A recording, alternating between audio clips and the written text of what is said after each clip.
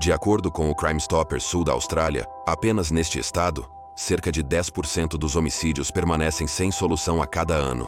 Embora seja uma minoria, o número acumula. Agora existem 113 casos não resolvidos na Austrália do Sul, datando da década de 1950. Embora estejamos constantemente avançando nossas técnicas forenses e aprimorando o processo investigativo, é uma realidade simples e triste que alguns casos nunca verão uma resolução. No entanto, isso não impedirá os detetives de crimes reais e a aplicação da lei de tentar. No episódio de hoje, exploraremos 2 horríveis casos não resolvidos da Austrália. Primeiramente, agradeço a Magellan TV por patrocinar o episódio de hoje. Se você sintonizou um vídeo do Detetive de Casos Frios no último ano, provavelmente nos ouviu falar sobre nossa empolgante parceria com a Magellan TV, a melhor fonte para o conteúdo de crime verdadeiro mais quente e intrigante disponível online. Você sabe sobre os documentários deles e os programas de televisão viciantes, e como eles vão além do reino do crime verdadeiro para oferecer mergulhos profundos incríveis em outros tópicos como espaço, história ou o sobrenatural. Em resumo, sempre há algo para assistir, independente de seus interesses.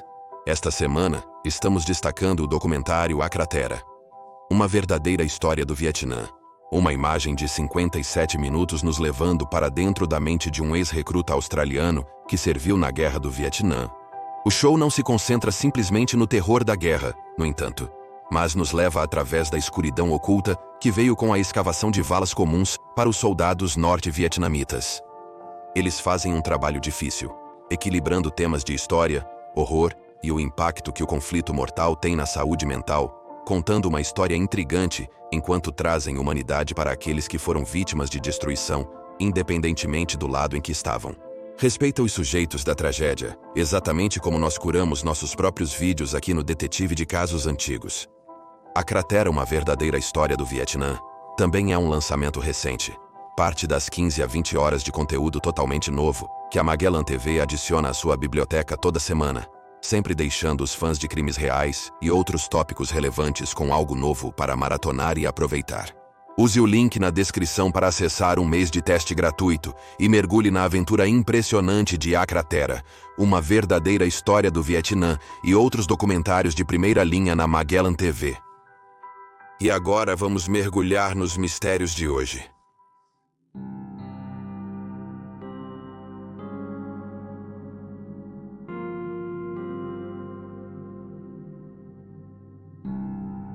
Cratera. Jessica Pequeno. Nascida em Perth em 27 de julho de 1982, Jessica Pequeno não teve a criação mais fácil. Descrita como uma jovem inteligente e animada, ela teve uma vida doméstica instável quando chegou à adolescência. Aos 15 anos, em 1997, ela largou o ensino médio e lutava para conseguir trabalho. Ela também brigava frequentemente com sua mãe, o que a levou a sair de casa e alternar entre os sofás e camas extras de amigos e familiares. Sua melhor amiga, Vanessa Conlon, lembrou que a mãe de Jessica tinha um problema com álcool e frequentemente gastava o dinheiro das compras da família em bebidas, deixando a casa sem comida. Na noite de 25 de outubro de 1997, Jessica e Vanessa foram ao fliperama Divirta-me em Bathurst, Nova Gales do Sul. Lá, Jessica tomou algumas bebidas alcoólicas, o que a deixou um pouco tonta. O fliperama, repleto de jovens, proporcionou diversão às amigas com videogames, sinuca e dança ao som de música com adolescentes da mesma faixa etária. Eventualmente, as meninas decidiram ir ver outro amigo delas, Benício Clark, e pegaram uma carona com outro amigo. Porém, como Ben não estava em casa, a dupla foi retornada à cidade. A partir daí, as meninas foram para o takeaway do Mick, mas como nenhum de seus amigos estava por lá, elas voltaram para o fliperama, que agora estava fechado. Elas então decidiram tentar encontrar Benício Clark novamente, e assim caminharam pela Rua Guilherme em direção ao Parque Desfile do Rei, antes de notarem um carro passar por elas, dar a volta e parar no lado oposto da rua. A menina era estranha à carona, algo que ambas já haviam feito ocasionalmente. Elas frequentemente se revezavam pedindo carona, e desta vez, era a vez da Vanessa. Ela se aproximou do homem no veículo, que é descrito como um Holden Commodore, de cor clara com um cobertor laranja na prateleira de pacotes e buracos, no assoalho do lado do passageiro. Os buracos são descritos como pequenos para colocar o pé, mas grandes para ver a estrada através deles. O homem perguntou a Vanessa se ela tinha apreciado os videogames e a sinuca, mencionando sua visita ao fliperama naquela noite. Ele perguntou onde ela e Jéssica iriam e seus planos. Ambas as meninas entraram no veículo naquele ponto, com Vanessa no banco do passageiro e Jéssica no banco de trás. Elas pediram carona ao amigo na rua Hereford e o homem iniciou a direção. Enquanto dirigiam pela rua Hereford, Vanessa apontou para um local perto do final da estrada. Era bem iluminado com várias casas. Ela solicitou para ser deixada naquele local. O homem concordou. No entanto, ele parou a várias centenas de metros da área bem iluminada, na parte escura e mais isolada da estrada. Ele então olhou para trás para Jéssica e disse para ela vir até aqui. No entanto, Vanessa respondeu com: "Eu não acho que sim." O homem respondeu segurando o pescoço da jovem de 15 anos e empurrando-a de volta ao assento. Jéssica aproveitou esta oportunidade para abrir a porta, e tanto ela quanto Vanessa tentaram escapar, enquanto o homem soltava Vanessa e tentava agarrar Jéssica. Vanessa lembrou que teve que arrancar seu cabelo do aperto do homem antes de conseguir correr. As duas meninas correram gritando pelas ruas, com Jéssica atrás de sua melhor amiga. Vanessa afirmou posteriormente sabia que ela me seguia pois gritou primeiro. Eu ouvi Jess gritar por ajuda, mas foi um grito longo por ajuda. Depois eu não ouvi mais nada e continuei correndo. Corri sem olhar para trás. Correu para uma casa vizinha, acordou os ocupantes batendo nas janelas e eles chamaram a polícia rapidamente. Quando os policiais chegaram ao local, eles levaram Vanessa, que precisou ser acalmada primeiro, pois estava tão histérica e chateada, em sua viatura, e dirigiram por aí procurando o veículo do homem, mas não conseguiram encontrá-lo. Acredita-se que a última visão do Holden Commodore tenha sido perto de Willett Fasher, em Eglinton. Estava indo para Hill End. Ao longo dos anos, os investigadores inspecionaram vários veículos semelhantes, mas ainda não encontraram o exato que Vanessa descreveu. As autoridades consideram relevante a última visão do carro já que a área é remota e várias estradas não estavam seladas na época. Eles suspeitavam que o motorista tinha conhecimento local. No entanto, apesar dos relatos aterrorizantes de Vanessa e do fato de ela estar visivelmente chocada e assustada com o que aconteceu, o desaparecimento de Jéssica não foi levado a sério, provavelmente porque ela era uma fugitiva conhecida que vinha de um passado problemático. Acusaram Vanessa de inventar a história para esconder a morte. Jéssica, que eles acreditavam ter ido embora por vontade própria, levou 10 anos antes que a polícia começasse a investigar o caso ativa e, sinceramente, o que significa que uma década inteira de informações valiosas e testemunhas provavelmente se perdeu para sempre. Além disso, as chances de encontrar Jéssica viva diminuíram consideravelmente. Em 2007 e 2008 surgiram muitas informações interessantes. Na noite do desaparecimento, uma mulher relatou um veículo suspeito em uma área isolada que os investigadores agora acreditam que provavelmente era o Holden Commodore. Além disso, outra testemunha relatou ter visto uma luta acontecer em um carro por volta do horário do sequestro e ouviu uma mulher gritar. Ele então ouviu, citando, um pequeno estrondo antes do veículo acelerar e ir embora. O homem relatou isso à polícia na época por telefone, mas eles pareciam desinteressados na história, e então ele foi à delegacia e contou pessoalmente. Os oficiais lá emitiram uma declaração breve. Dele, a testemunha sentiu desconsideração. Outra testemunha que se apresentou afirmou que seu ex-colega de trabalho havia se desfeito de um Holden Commodore aproximadamente na mesma época em que Jéssica desapareceu. E alguns meses após o desaparecimento, um trabalhador florestal fora de Oberon encontrou vários itens notáveis e os reportou à polícia. Ele encontrou uma toalha vermelha, calcinhas infantis, roupas de menina e uma garrafa de água sanitária. As autoridades recolheram os itens, mas nunca. Não foram testados e descartados em 1998. Durante a verdadeira investigação do caso, iniciada em 2007, um jovem que trabalhava no fliperama em 1997 também se apresentou. Ele contou à polícia que conversou com um homem no fliperama que parecia reconhecê-lo. O homem mostrava grande interesse em Jéssica, observando-a e questionando sobre ela. Ele supostamente disse em um momento: "Quem é essa? Parece que ela busca diversão." A testemunha relatou: "Essa é a Jess." O homem é descrito como tendo cerca de 1,72 metros e 34 anos de idade, com um corpo médio, um pouco de barriga de cerveja e cabelo escuro. Ele estava usando uma camiseta de manga comprida, descrita como uma camisa tipo cowboy, e uma camisa de flanela, e havia chaves penduradas em seu jeans. O homem mencionou que trabalhava na serraria Oberon. O único suspeito nomeado publicamente no caso que encontramos foi um homem chamado André McBride, que parece se encaixar na descrição de o sujeito que a testemunha encontrou no fliperama na noite de 25 de outubro de 1997. McBride afirmou não estar na região na noite do sumiço, mas a polícia contestou isso através de seus extratos bancários. Descobriram também que ele deixou seu emprego no moinho e mudou-se da região logo após o desaparecimento de Jessica. Ele também, segundo um relatório, tinha um relacionamento sexual na época com outra jovem de 15 anos, embora isso tenha sido mencionado apenas em uma de nossas fontes. Em 2014, uma investigação concluiu que Jessica havia sido assassinada depois de ser levada, e um ano depois as autoridades ofereceram uma recompensa de $1.000 por qualquer informação que levasse à prisão e condenação do perpetrador. A recompensa subiu para $1 milhão em 2018. Jessica Pequeno foi vista pela última vez em 25 de outubro de 1997 em Bathurst, Nova Gales do Sul, fugindo do motorista de um Holden Commodore claro. Ela é descrita como uma garota branca, de cabelos castanhos médios, olhos azuis e constituição média. Com 1,68 m no dia do desaparecimento, usava sapatos marrons, jeans brancos e blusa creme. Se você tiver alguma informação sobre o desaparecimento dela, pode ligar para o Disque Denúncia no 1-800-3-33000, Beth Barnardo. Na manhã de 23 de setembro de 1986, 2 homens entraram na casa de uma jovem mulher com a intenção de matá-la. Foram informados de que ela era uma mulher de cor e estavam interessados em seu bem-estar, mas se horrorizaram com o que descobriram. Beth Barnardo, 23, jazia com a garganta cortada e um cobertor sobre o corpo. Os homens, que eram familiares do amante de Beth, fugiram do local e relataram suas descobertas à polícia.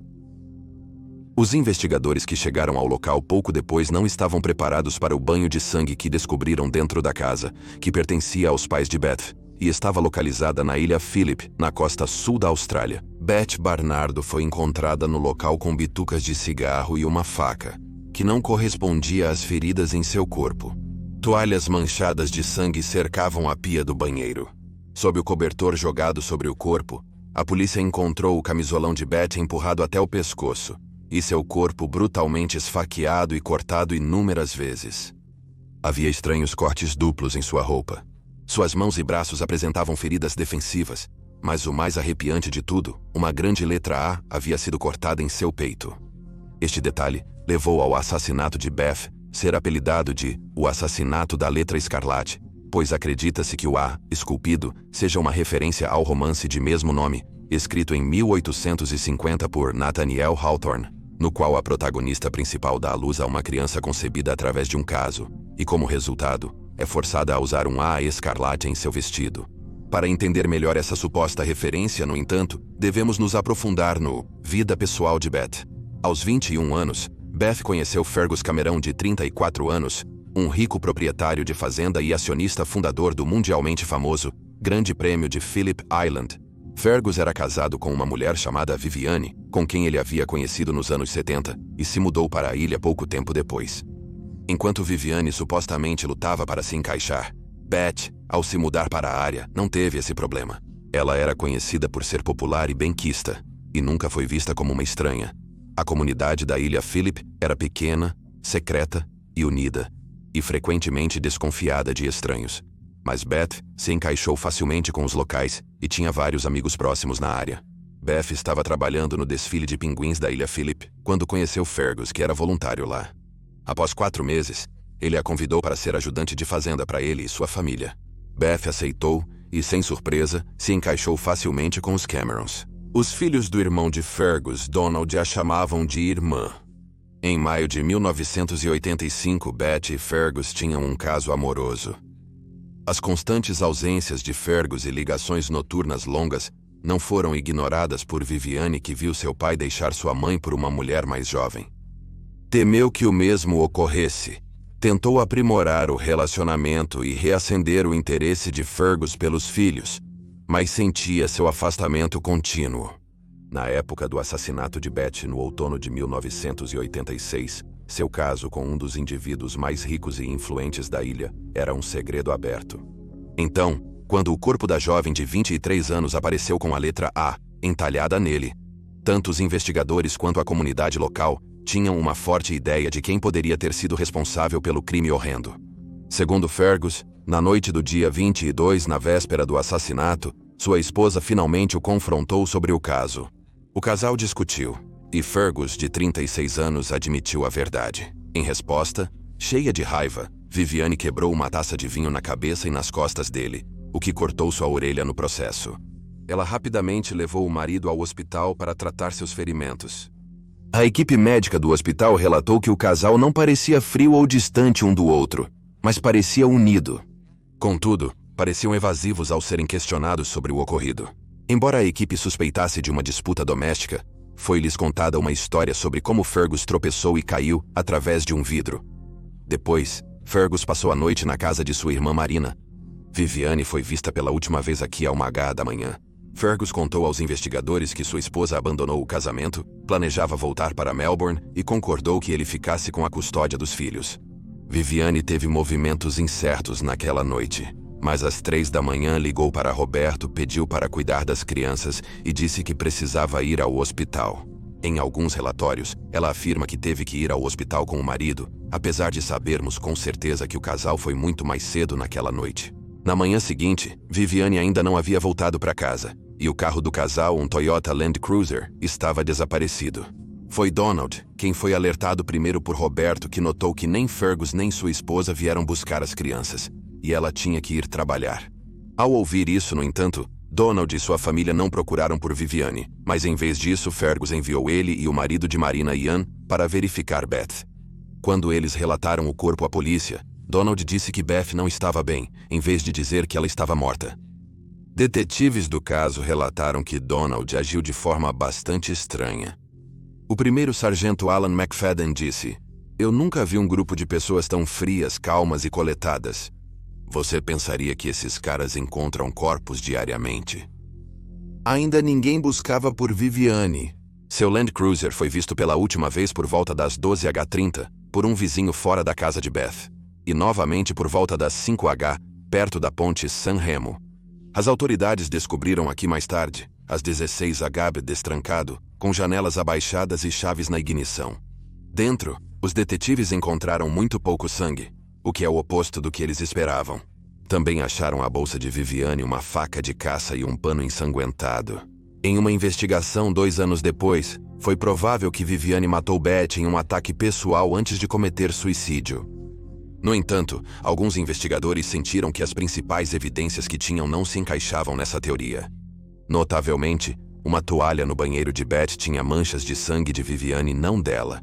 O sangue de Viviane também foi encontrado em sua casa.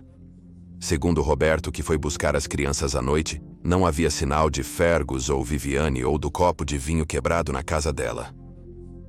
A bolsa de Viviane, encontrada mais tarde em sua casa e no Land Cruiser, estava na casa de Beth. Marina também relatou que quando veio cuidar das crianças enquanto Viviane levava Fergus ao hospital, a casa mostrava sinais de luta. Havia sangue nas roupas, no cesto de sujeira, na cama do quarto de hóspedes, em um banco de cozinha e em lenços de papel.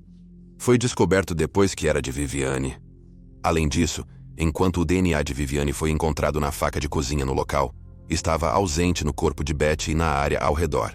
Os únicos outros relatos de seu DNA no local foram alguns bitucas de cigarro e a toalha ensanguentada. Uma professora que se tornou autora chamada Vicky Petritis, que coescreveu um livro sobre o caso, observou que quando estava investigando o crime por conta própria, encontrou a comunidade local temerosa ou resistente a questionamentos por um estranho. Relatou-se que a porta foi batida em seu rosto em várias ocasiões, e ela foi assediada para sair do escritório do jornal local. Depois que seu livro foi publicado, uma das maiores livrarias da ilha se recusou a estocá-lo. Para alguns, o comportamento dos locais parecia estranho e até suspeito, mas para outros parece que uma pequena comunidade unida não queria se apegar a um crime tão violento e horrível. Ao conversar com os amigos de Viviane e outros moradores da ilha, Vicky chegou à conclusão de que o suicídio da jovem estava fora de seu caráter. Muitos que a conheciam afirmaram que Viviane não deixaria seus filhos para trás. Notavelmente, um amigo de Viviane chamado Glenda Frost relatou que em 23 de setembro de 1986, às 10 horas, poucas horas após o crime, a mãe de 2 a contactou. Glenda diz que conversaram sobre temas mundanos como padrões de costura. Se isso for verdade, significa que Viviane não tirou a própria vida imediatamente após o crime. No entanto, os detetives descartaram o depoimento de Glenda, afirmando acreditar que ela confundiu as datas. Especialistas criminais, incluindo ex-policiais, disseram que não acreditam que Viviane forjou sua morte, porque não há evidência alguma de que ela esteja morta em primeiro lugar. Enquanto isso, a criminologista Katarina Whiteley, que se especializa em mulheres que matam, declarou publicamente sua descrença de que Viviane foi responsável pela morte de Beth, observando que é um ataque muito, citação, masculino. Mulheres que matam geralmente preferem métodos mais sutis, como envenenamento, sufocamento ou afogamento. Mas isso não as isenta de culpa. Elas não são culpadas nem capazes dessa violência frenética. A médica legista doutora Sarah Yule discorda de Catherine, dizendo que o ataque foi obra de alguém agindo por raiva ou vingança. Ela acrescenta: a brutalidade disso mostra a emocionalidade por trás disso, o que também sugere que eles são conhecidos da vítima. O ex-detetive Rory O'Connor também comentou sobre a natureza do ataque, descrevendo-o como violento e frenético. Fora da família Cameron, existem alguns indivíduos notáveis que podem estar envolvidos com o caso. Segundo relatos, Beth tinha um admirador que também dirigia um Land Cruiser. Essa pessoa era conhecida por ficar à noite do lado de fora da casa dela e até começou a cortar a grama enquanto ela trabalhava. Ela supostamente pediu para que essa pessoa parasse com esse comportamento. Beth disse aos amigos que ele, citação, ficou bravo comigo alguns dias depois disso. Um colega no desfile do Pinguim gostava da jovem de 23 anos, mas ela não correspondia. Ela disse, citação, que não gostava de Beth. Ela disse, citação, que não voltou. No entanto, não está claro se essas duas pessoas foram investigadas e descartadas neste momento. Um dos vizinhos de Beth também fez uma declaração dizendo que um carro entrou em sua garagem às 19h50 na noite do crime e ficou lá antes de apagar as luzes. Não se sabe o que aconteceu com essa pista, mas Fergus parece estar livre aqui, já que ele não terminou o trabalho até às 20h. Outras teorias no caso de Beth são poucas e distantes entre si. A maioria das pessoas acredita em uma de duas coisas: que a polícia tem a teoria correta, ou que Fergus foi responsável pelos assassinatos de Beth e de sua esposa. Supostamente, Beth iria dar um ultimato a Fergus, pois estava se sentindo desconfortável com o caso. Foi sugerido que o homem de 36 anos matou sua amante em resposta ao seu ultimato, mas que ela reagiu e o feriu, e uma luta desordenada se seguiu. Depois, Fergus se limpou e arrumou a cena do crime, mas tinha sofrido algum tipo de ferimento que ele justificou, dizendo a Viviane que tinha terminado com Beth, mas ela o atacou em retaliação.